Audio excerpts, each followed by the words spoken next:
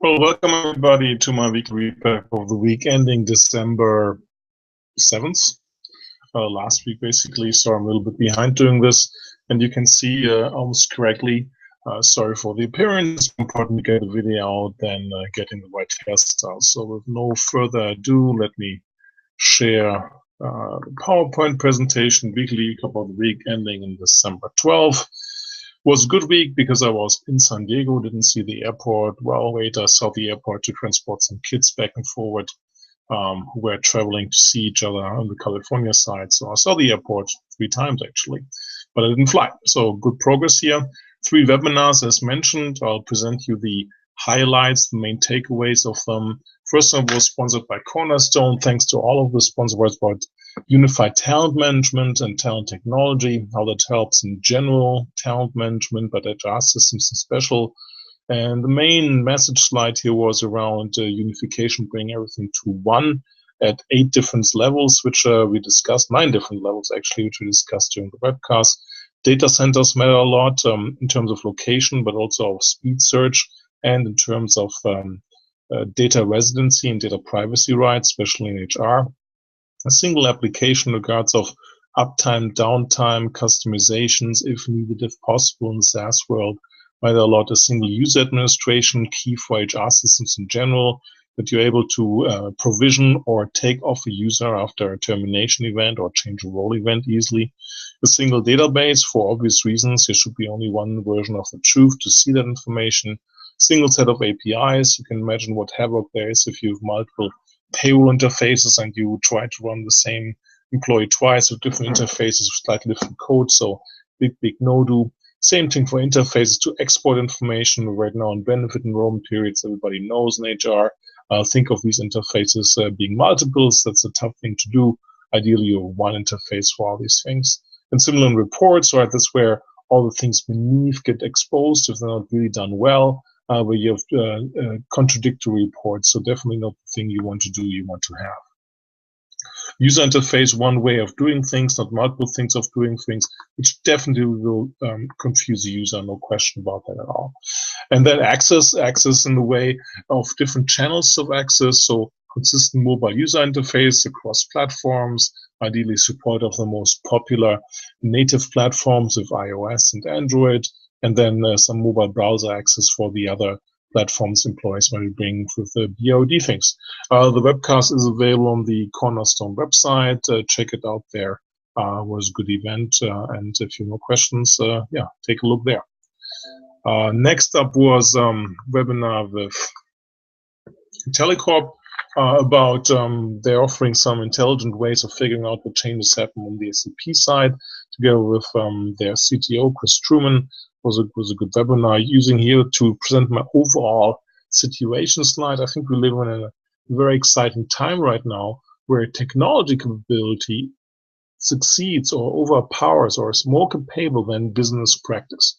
In the past, technology capability was limping behind, was a good example of what businesses wanted. So now we have, for the first time, technology can do more than what business practice might demand. So that sets a new stage, especially with deliveries like cloud and big data, that next generation business processes are possible, right? Global systems can run completely different digital transformations happening, changing complete industries, as we know. And the examples here are that social networks for the first time can really pretty much copy and echo and rebuild things that we are doing in the real world. And they can go beyond, right? In the real world, I cannot figure out how many of my contacts are, for instance, in London right now. If they share that through social networks, I can find that out right away. So it goes beyond what any best practice would have been me advertising on going to London. And it's equally the overflooding of mobile devices. Everybody knows this year is the first year we have more mobile devices and toothbrushes in the world, whatever that means for the dentist business and the smartphone business. And that turns to a third thing, that code, there's more code out there than ever before. People always talk about the data explosion. There's equally a code explosion, and that means code has to be designed more carefully, and people have to be more aware of the changes in that code, and the people who build this need different skills in that. So that's the lay of the land. Discuss it in the Telecorp webcast. Also there, the replay is available on the website. Check it out if interested. And then last on Friday, together sponsored by Timemark and the Proforma financial community, about how financial planning and management will change with new computing capabilities. Here another key slide from what I present usually is how the IT scale has skipped from a constraint-based computing model to an on-demand-based computing model. And what I mean with that is that in the past, traditionally, you would have to size hardware to peaks which you had in your computing, right? And traditionally, for enterprise, these were payroll runs, manufacturing runs, closing of the book runs. If the hardware could size up for that peak, that would be great. You could afford it. Most of the time, it would be idling in the 15s or 20% of it. So lots of compute storage power, especially where we left. In the cloud paradigm, it's theoretically unlimited, as you know, right?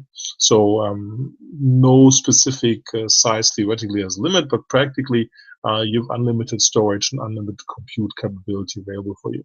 And you pay as you go, and all next generation applications, all the interesting things you have to do to respond to this business change are pretty much happening can only be done by demand-based, more flexible, more elastic cloud computing.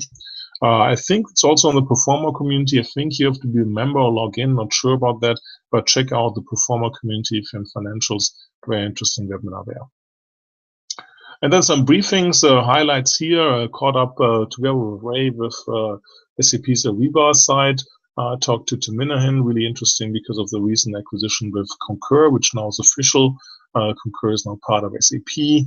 SAP has some interesting ambitions around spend management, bringing together both the Ariba, Fieldglass, and Concur capabilities. So not only being able to get the usual consumption MRO product, which Ariba was very strong at, but equally the things happening, which is a significant expense for many companies, sometimes up to 10-15% of cost if they have big sales force, like for instance pharmaceutical companies of T&E spending.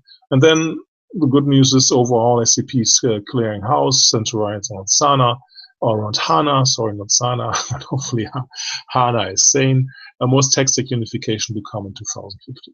So really, if SAP can string all these things together, how attractive they can make an offering to something which is really a business problem for enterprise, we know that. We really see, I would say, around the Sapphire timeframe, and then later in the second half of the year, as you see, hopefully for SAP, some traction on the revenue numbers of the combined entity. I also spoke to Reterus, also German vendor like SAP is, which is now a global vendor, of course, but this is still a German vendor coming to the US in the interesting space of message systems. That space is really interesting, heating up. All of these providers in the market have briefed both me and or Alan Lepofsky in the last 2 weeks.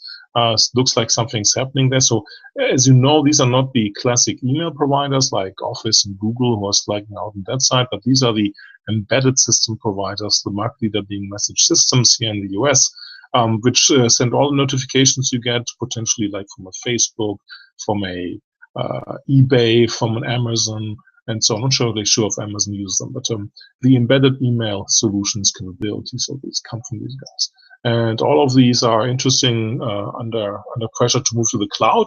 Reterus is largely in the cloud already in their own data centers, and there's some interesting approaches on new products around being more productive for sending these emails. The important thing is these are trusted email senders, right? If you get an email from any of these providers, it will not go into your spam folder unless you set it up personally, but it will not go in the spam folder where most spam right now gets filtered out on ISP level, which you never even see because it comes from a non-trusted IP address.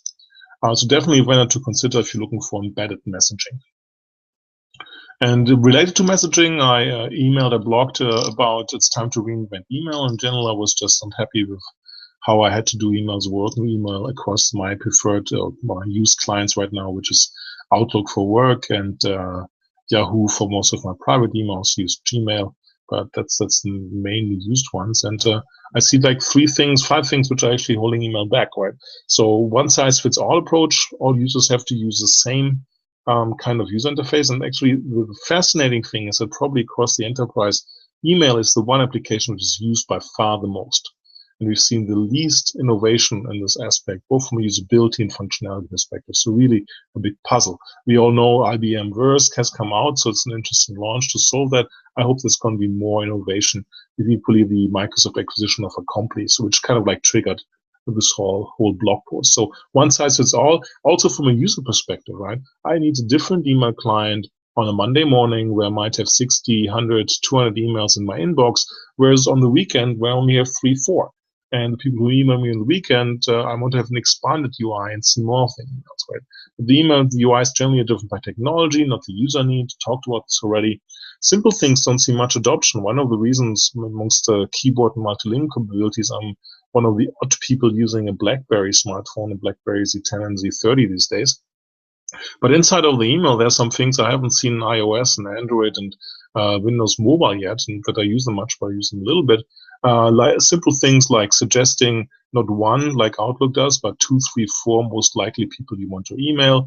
One feature I like, now file more emails. I'm a filer to out myself. I don't leave everything in my inbox. I still think things have to go in folders. So being a filer, I love a feature on the BlackBerry client mobile system because it files things into the same folder, right? Something concerning from, say, the soccer team of my 10-year-old daughter, I want it in the same soccer folder to find it and look it up. So why does Outlook not do that, right? These are simple things, not rocket science, but there's very simple things that don't see much adoption across the vendors. And I'm sure every email user could say they like a certain email system because of certain things they see in that, and they don't see it across the other platforms. Analytics don't have proven themselves yet. Remember Xobni, inbox spelled backwards, some very interesting ideas, has all gone in the sand. Nothing has really happened there. And then there's interaction channel silos, right? Silos. It's very hard to combine email with other channels. If the link wouldn't be in an email, the email would be just another silo like an SMS and so on. So somebody bringing together all the interaction channels which people do business would be definitely an interesting opportunity. All right, enough about email. This week, another webinar coming up with Dell. Pretty much lays out much of my research agenda in the next generation application space, so don't miss that.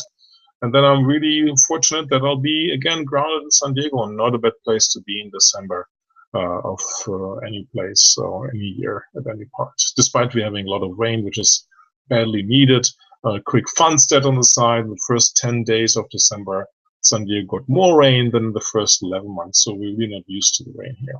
But it's good to have it. As you know, California has generally drought conditions. Okay, that's it. Thank you. Contact me if you have any questions, suggestions on this. Hopefully it didn't take too much of your time. Thanks for bearing with me. Check in next week for my next weekly recap. Thanks for joining me.